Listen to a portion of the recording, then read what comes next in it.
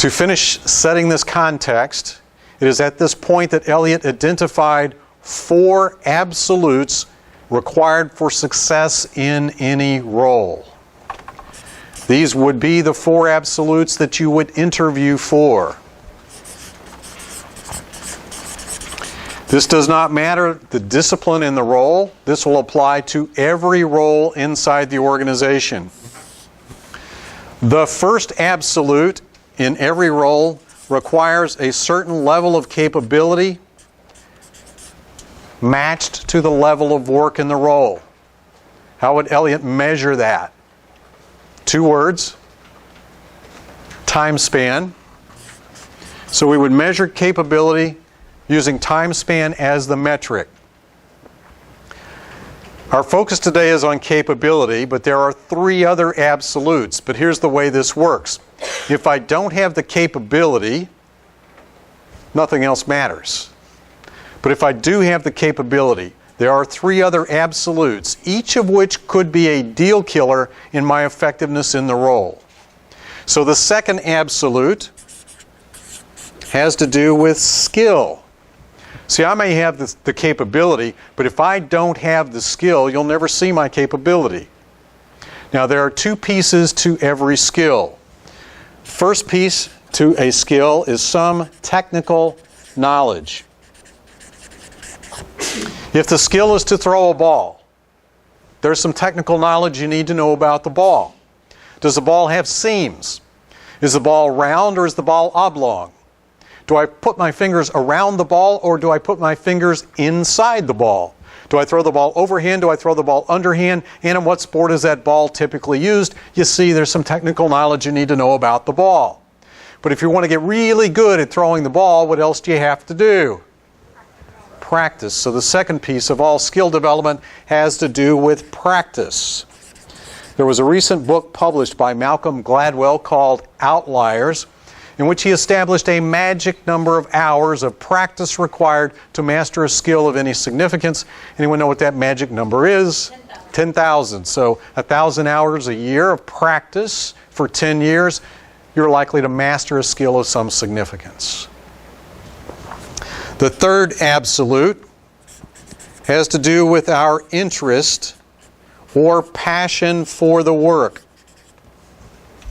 What is it that we're interested in? What is it that we're passionate about related to the work? It is that work on which we place a high value. We place a high value on the work, it is likely we will be interested or passionate about it. We place a low value on the work, it is likely we will not be interested or passionate about it.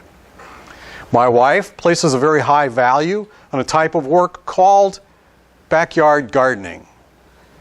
Now, I live here in southern Florida, so you can imagine what our backyard looks like. It is a veritable jungle of exotic plants and butterflies. Why? Because she places a high value on the type of work called backyard gardening. She has high interest and passion for that work. Now, I, on the other hand, place a very low value on a type of work called backyard gardening. So if I am ever summoned to the backyard to complete a task assignment, will I even show up? Of course I will, I'm married. But as soon as I have completed that task assignment, where will you find me? Any place but the backyard. So I may have the capability, I may have the skill, but if I am not interested or passionate about that work, if I place a low value on that type of work, you'll never see that capability, you'll never see that skill.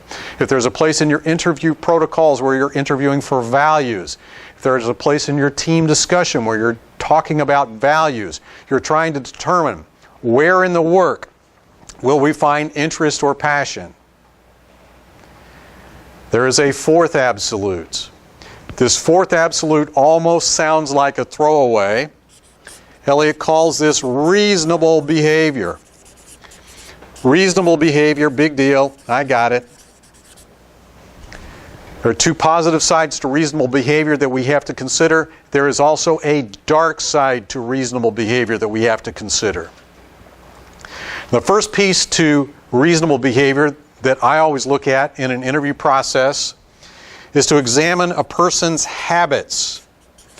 We all have habits that contribute to our success, but we also have habits that may distract or detract from our success. So one of the things that I will interview for are the habits that may have an impact on my effectiveness in the role. The second part of reasonable behavior has to do with culture. Have you ever hired anyone who had the capability, they had the skill, they placed a high value on the work, but they didn't fit the culture? Now, culture is defined in my book as that unwritten set of rules that governs our behavior in the work that we do together. That unwritten set of rules that governs our reasonable behavior in the work that we do together. Teamwork. We could have a culture of teamwork. How important is teamwork? Important to some companies in some circumstances.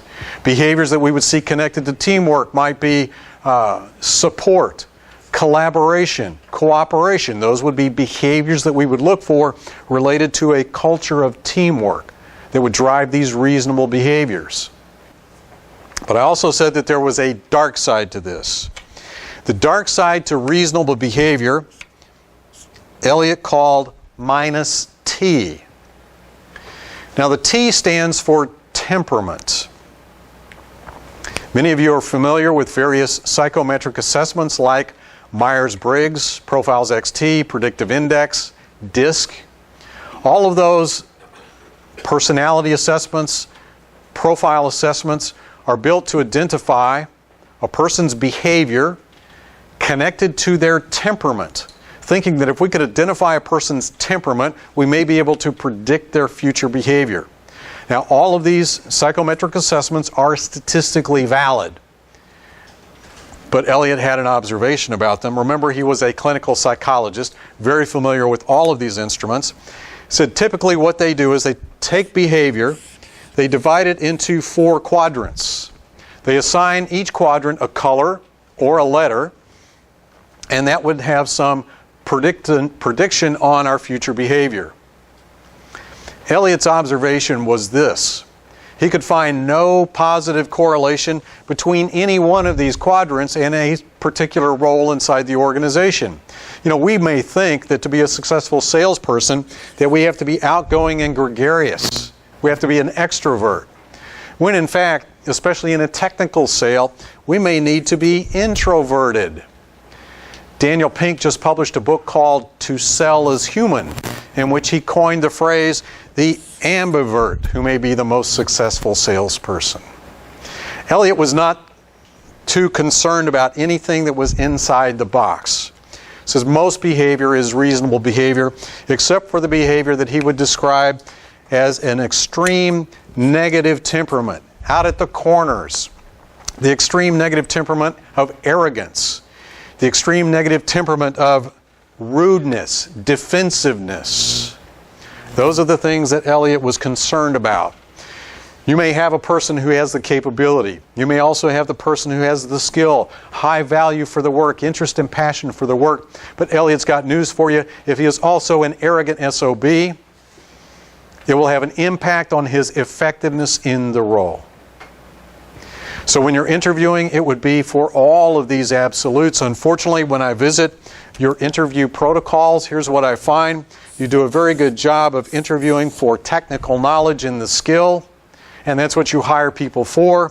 You end up terminating them for all the rest of this stuff. So as you work through your interview protocols, you've got to look at all of these.